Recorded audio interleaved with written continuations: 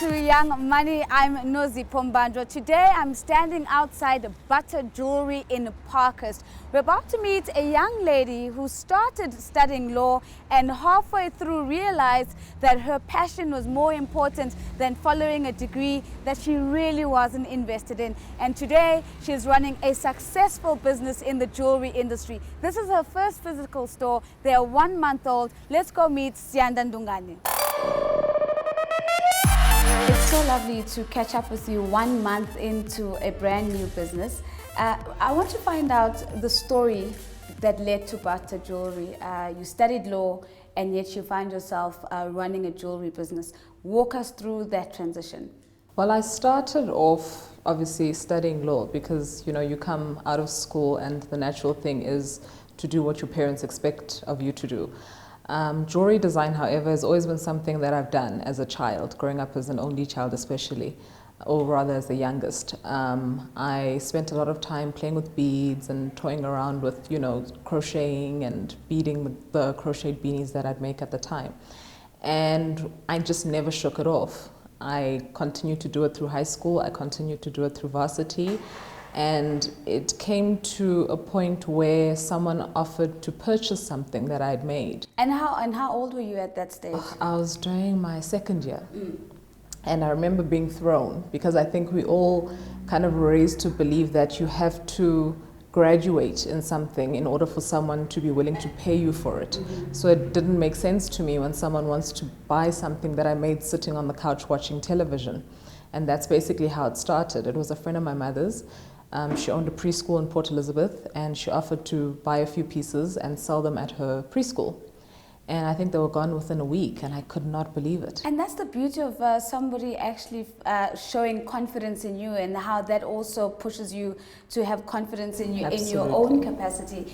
And so you started off then into the business, but today you're 1 month in this particular building. What are the different phases that Butter Jewellery has gone through? We started off selling on social media because what I started off doing was kind of posting the jewelry on Twitter and on Facebook and kind of seeing the people's reaction. It came to, I think it kind of blew up when Clemawisa ordered something that I put on Twitter, I think it was, and I couldn't believe it. I mean, she was someone I watched growing up and I couldn't believe she was interested in purchasing something that I'd made.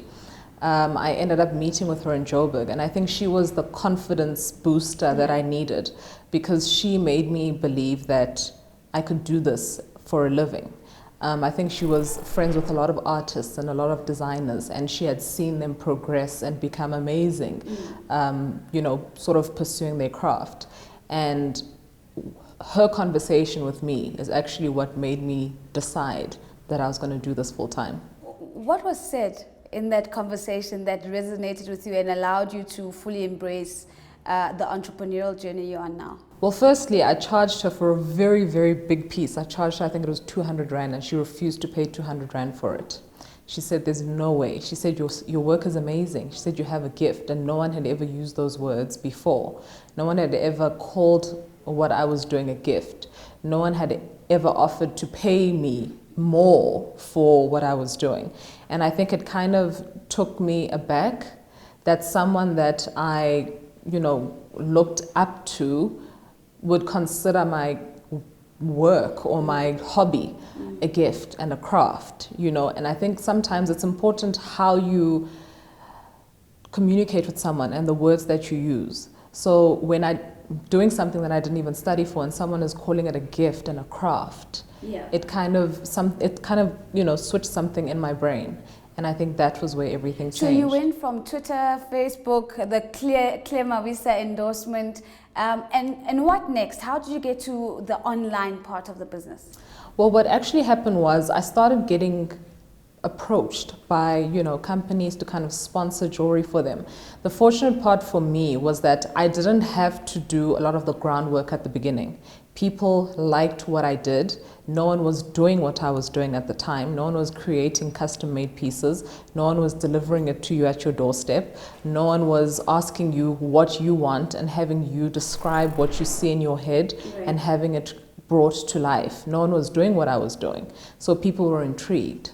So I would get calls from, women's conferences, and they were looking for kind of gifts for their guest speakers, and I'd have to do that. So I started doing a lot of traveling, having to go to Cape Town to sponsor jewelry for things like the IPM Women's Conference. I started getting calls from magazines, and they wanted to feature my work in the magazines.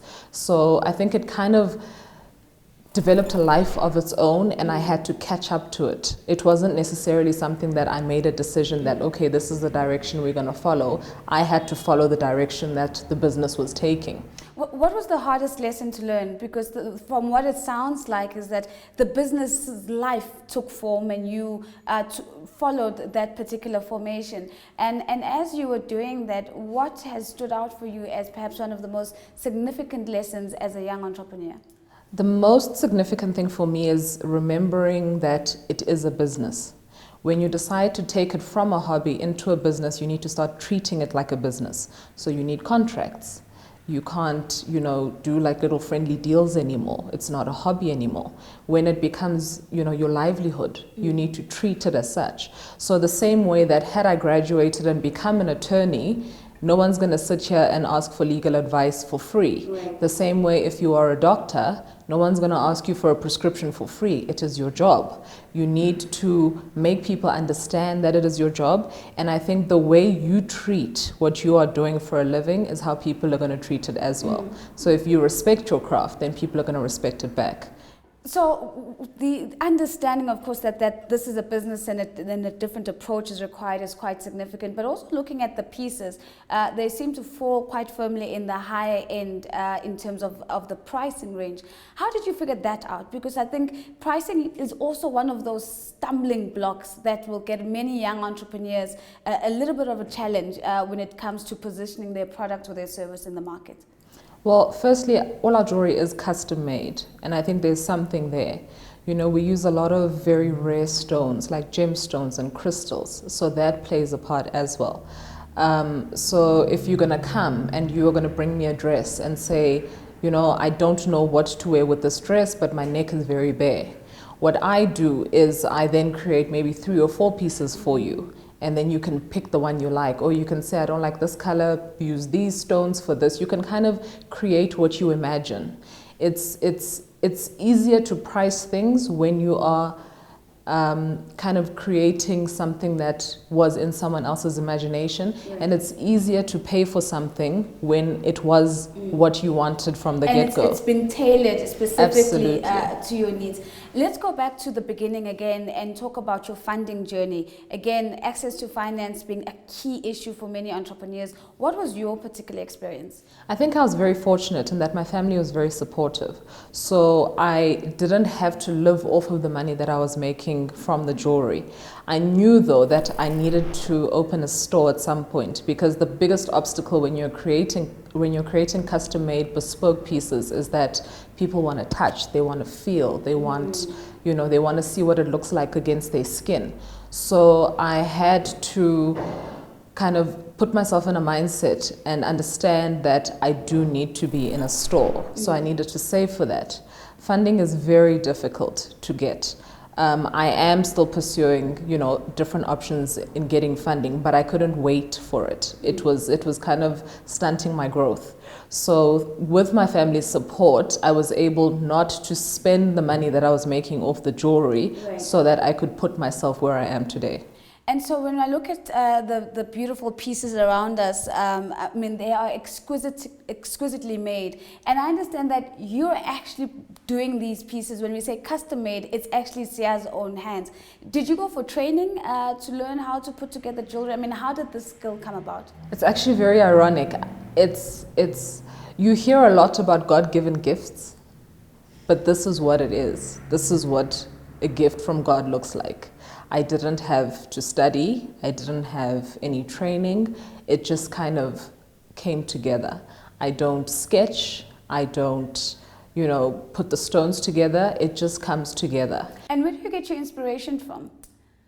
It's very strange. It ranges. I mean, now, because I am in a business, it is my business. I need to kind of focus on what's on trend. And what people are wearing and what colors are popular and what's happening this season and whatnot. So with that, I'm able to then create things that coordinate with the different wardrobes. And you also look at the area that I'm in. So it's easier to design pieces that coordinate with the type of clothing that is being sold in the area. Mm-hmm.